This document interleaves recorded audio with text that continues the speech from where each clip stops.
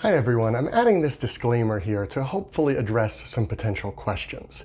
See, I usually film my videos in bulk on my trips to theme parks. Therefore, I have quite a few backlogged that just haven't been released. Problem is that when the parks start to reopen in mid-July, they're going to look a lot different than what is pictured in my videos, and I just don't want to confuse viewers. So what I'm going to do is post as many as I can up until Walt Disney World begins to open on July 11th. So that's a video every day for the next 3 weeks or so. Once the park reopens, we'll work on showing you what they look like in real time. But for now, enjoy this walk through the parks of 2019. Hi everybody, Brian here from touringplans.com. I am at Walt Disney World, specifically at Disney's Wilderness Lodge.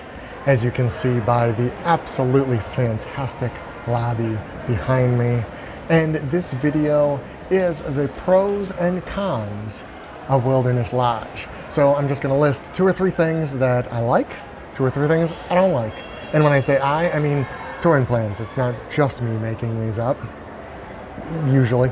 So that if you are deciding which hotel to stay in, you maybe have a little bit better idea. You know the good, you know the bad. You know them both, and there you have the pros and cons of Disney's Wilderness Lodge. One definite pro about this resort is the price.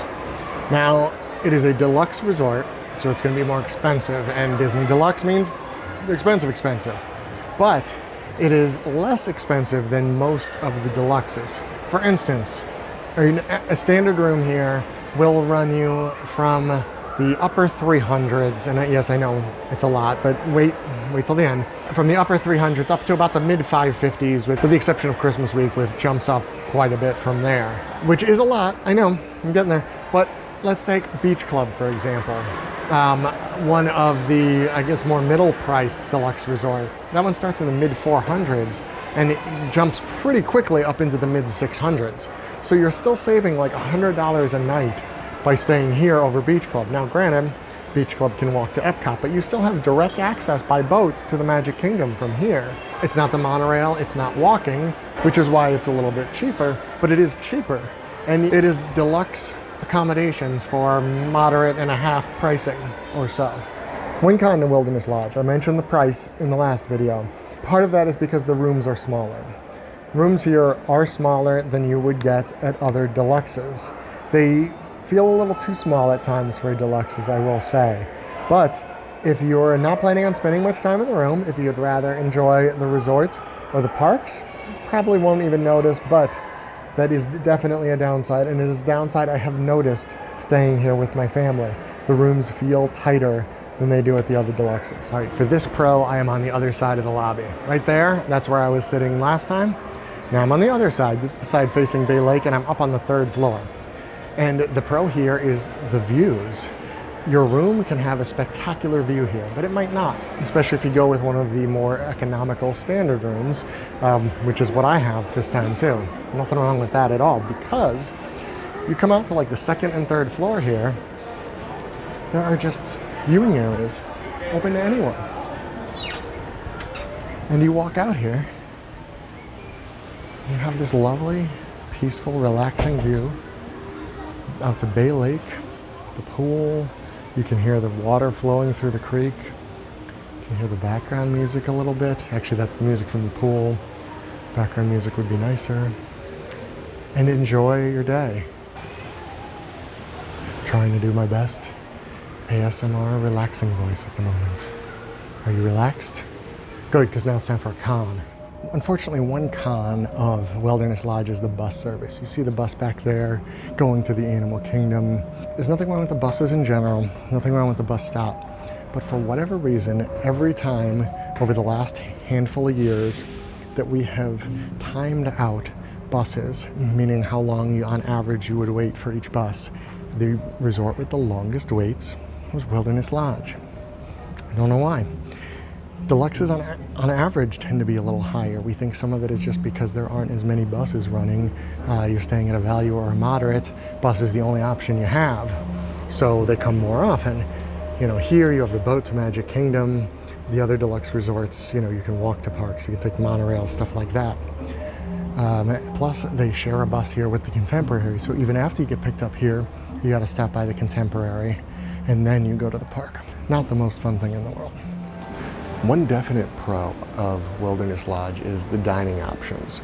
I mean, just within this building, basically, you get Artist Point, which is a table service signature dining. It does now feature characters. Snow White, some of the dwarves will come to the table. I haven't had a chance to do that one yet, but Artist Point itself, before it changed, was always a favorite. So hopefully the food is just as good as it used to be. Then there's Territory Lounge, which is right up there, and that is the bar here. You can also get some light food and things like that, but it is a very cool bar and lounge. There's Whispering Canyon Cafe, which from the lobby, if you're trying to enjoy the serenity of the lobby, it gets a little raucous, but when you're there, it's very fun.